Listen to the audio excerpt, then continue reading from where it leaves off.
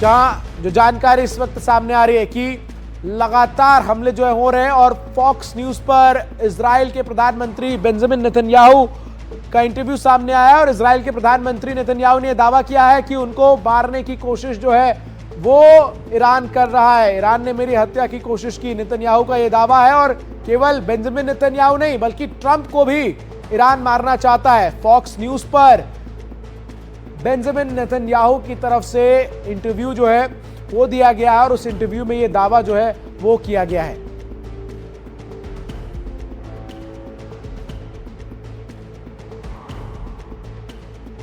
गजाली मेरे सहयोगी तमाम जानकारी के साथ इस खबर पर मेरे साथ जुड़ रहे हैं। गजाली, ये बहुत बड़ा दावा है बेंजामिन नेतन्याहू का।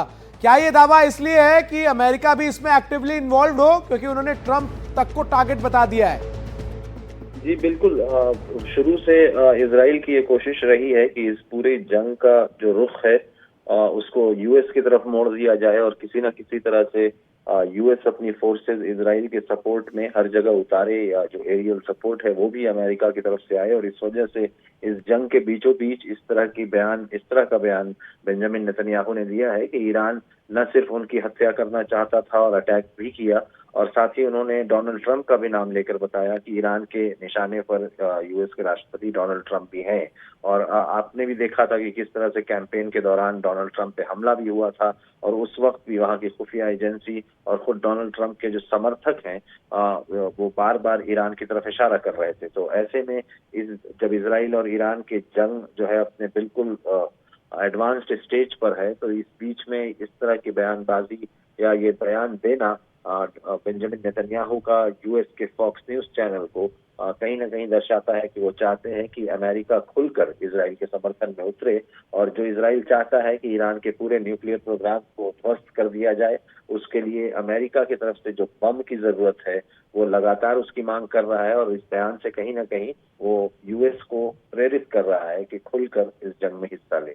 बिल्कुल, बहुत शुक्रिया गजाली आपका हमारे साथ जुड़ने के लिए, तमाम जानकारी इस खबर से जुड़ी दर्शकों तक साझा करने के लिए। मैं कमर आगा सर के पास आऊंगा, क्योंकि लगातार जो ये स्थितियां हैं जिसमें ये जो पूरी डेवलपमेंट्स हैं उसको अमेरिका से जोड़कर ही जब हम देखें कमर आगा सर, तो इजराइल तो चाह ही रहा है कि किसी भी तरीके से अमेरिका इसमें इन्वॉल्व हो, ना केवल सपोर्ट के लिहाज से बल्कि मिलिट्री के लिहाज से, और शायद इसीलिए इतना बड़ा दावा बेंजामिन नेतन्याहू करते हुए नजर आ रहे हैं।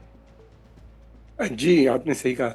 देखिए, जिस तरीके से ये युद्ध हो रहा है, मुझे लगता है कि किसी न किसी स्टेज पे अमेरिका को वो ड्रैग कर लेंगे इस वॉर में, और बगैर उसके वो ना तो निकल सकते हैं वहाँ से ईरान से, और ना ही ईरान को हरा सकते हैं। वो ये बहुत बड़ी दुविधा है उनके लिए, और प्रेसिडेंट ट्रंप के ऊपर प्रेशर भी बहुत है कि आप इस युद्ध को ज्वाइन कीजिए। लेकिन दूसरी तरफ ये भी है कि अमेरिकन आर्मी लड़ने पे तैयार नहीं है। अमेरिकन आर्मी में फटीग नज़र आती है, क्योंकि वो इतने लंबे समय तक अफ़गानिस्तान और इराक़ में लड़ते रहे हैं, तो वहाँ पे भी काफ़ी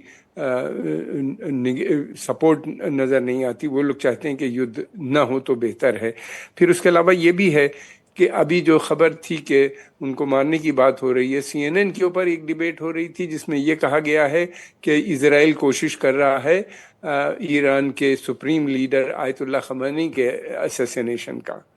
तो अजीब, मतलब दोनों तरफ बातें सुनने को मिलती हैं, और वो उधर की बात कर रहे हैं। फॉक्स न्यूज़ में उन्हीं ने इनके बारे में कहा, और डर इस बात का है अगर अमेरिका ज्वाइन करेगा तो फिर रीजनल वॉर हो जाएगी, और रीजनल वॉर बहुत भयंकर होगी, और उससे भारत का भी बहुत नुकसान होगा, क्योंकि 90 लाख हमारे लोग वहाँ काम करते हैं।